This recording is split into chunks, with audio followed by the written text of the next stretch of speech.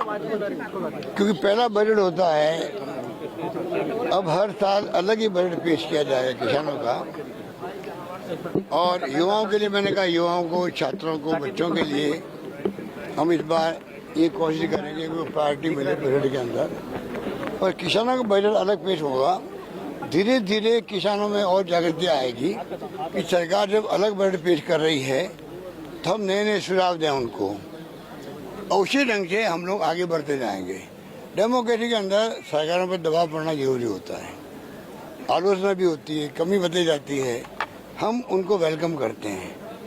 हम NDA government में जो लोग बैठे हुए हैं, भारतीय जनता पार्टी वाले, उसकी तरह नहीं है कि आलोचना को बर्दाश्त मत करो, असहमत व्यक्त करे तो आप जेल जाओ, देशद्रोही हो, राजद्रोही हो। कई पत्रकार के, साहित्यकार के, लेखक में बार बार बोलता क्यों हूँ कि सच्चाई है, जनता को मालूम पड़ना है। जेल बैठे हुए हैं लोग, आपको हमको गिनती नहीं मालूम है, घटना दुर्घटना सुनते रहते, पढ़ते रहते हैं। तो ये लोकतंत्र में अच्छा नहीं है, मतलब ये शुभ संकेत नहीं है।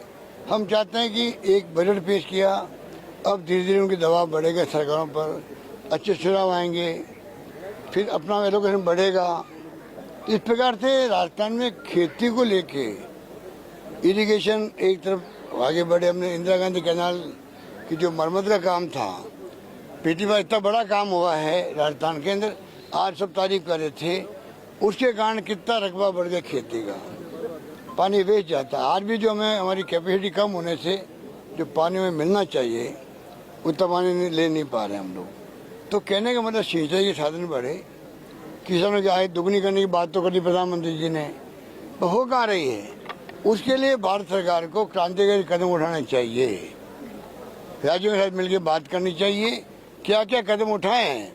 जैसे मैंने जो वादा किया देशवासियों से कि दुगनी आमदनी करेंगे 2022 तक, 22 में जा रहा है, दुगनी आमदनी होगी क्या उनकी। और खाली कोई राज्य नहीं कर सकता है, जब तक केंद्र राज्य मिलकर के ऐसी योजना बनाए, ऐसी सोच डेवलप करे जिससे कि आमदनी डबल हो। इसमें हम चाहते हैं कि आगे बढ़े हम लोग, जितना कर सकते हैं। तो ये तमाम बातें मीटिंगों में एक से बढ़ के एक सुझाव दिए, सब अनुभवी किसान लोग आए थे, अच्छा लगा हम लोगों ने, हमने उनका स्वागत भी किया।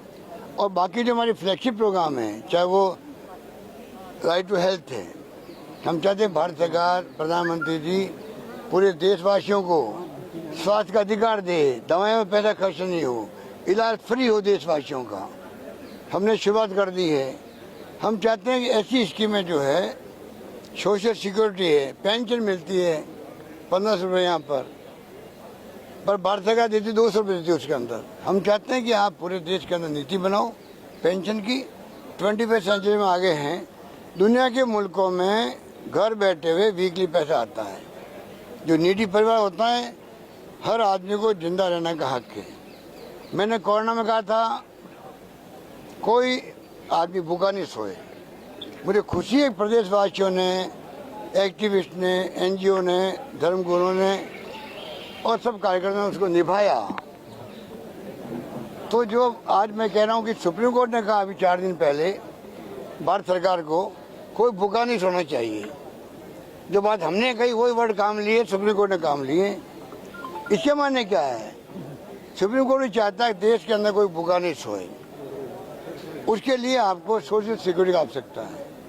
तो जमाना बदल गया, अब आपको चाहिए, एक मजदूर भी मजदूरी करता थक जाता है, उसका सही साथ नहीं देता, वो क्या काम करे। तो कम से कम सरकार को चाहिए कि उसको वीकली पैसा मिले, पेंशन अच्छी मिले, उसको स्वाभिमान जी सके, वो जिंदगी निकाल सके बच्ची बुढ़ापे के अंदर। इसीलिए ओपीएस लागू हमने किया।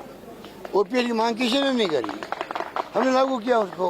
ये मानव दृष्टिकोण है, 35 साल नौकरी करता है, फिर वो तरसता है कि बॉम्बे में स्टॉक मार्केट ऊपर जाकर नीचे जाएगा, पेंशन मुझे कितने मिलेगी मालूम नहीं किसी को। आज वहाँ हिमाचल के अंदर आंदोलन किया कर्मचारियों ने, आज सरकार कांग्रेस की बनी है, अच्छा कैंपेन हुआ, अच्छा मैनेजमेंट था, अच्छे टिकट डिस्ट्रीब्यूट किए, प्रियंका गांधी खुद गई कैंपेन करने। पर साथ में जो ओपीएस था, ओपीएस की बहुत बड़ी भूमिका थी वहाँ चुनाव जीताने के अंदर। तो मैं ये कहना चाहूँगा प्रधानमंत्री महोदय को, मोदी जी वो कुछ काम ऐसे हैं जो राज्य सरकारें उसके अंदर मिलकर कर सकती है। जैसे कोरोना में करने का प्रयास किया गया, उसी ढंग से सोशल सिक्योरिटी पेंशन का काम है, ये राइट टू हेल्थ वाला काम है, शिक्षा का काम है, इसमें हम सब मिलकर काम कर सकते हैं। उड़ान हमने योजना चालू की है, लोग संघों ने बोलते नहीं है। तो गांव की महिला घूंघट के अंदर रहती है, इन्फेक्शन होते हैं उनके, बांझ हो जाती है, बच्चा पैदा नहीं होता है, बीमारी कैंसर हो जाता है उनको, बोलती नहीं वो घर में, संकोच होता है सदियों से। राहुल जी अब वो टाइम छोड़ो उसका, अब टाइम आ गया कि आप, एक पत्रकार ने मुझे कहा, मेरी बेटी मुझे कहती है पापा जब आप आओ तो नैपकिन लेके आना।